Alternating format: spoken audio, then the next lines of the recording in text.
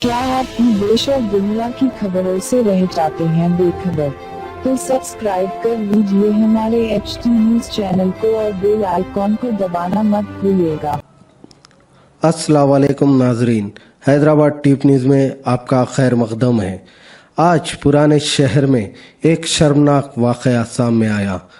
Mughalpura police station हुदूद में गोलीपुरे का रहने वाला शिवा नामी, जो एक औरत को काम के बहाने अपने दोस्त के घर पर लेकर गया, घर पर लेकर जाकर उसके साथ इज़्ज़त रेज़ी की और उसे डराया धमकाया और उसके घर वालों को जान के मारने की धमकी दी। दूसरे ही दिन शिवा का ही दोस्त बसराजू उस लड़की के घर पर पहुंचकर उसके साथ जबरदस्ती करने की कोशिश की।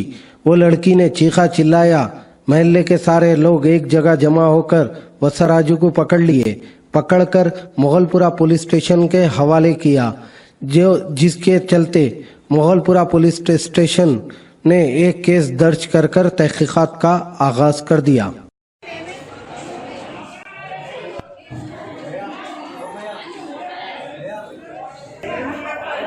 अरे चलो भाई चलो।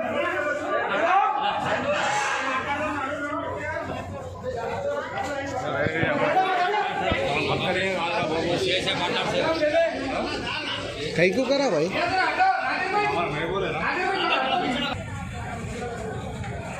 ड्रामा। अरे मेरे को फिर भाई अकरम वैसा नहीं।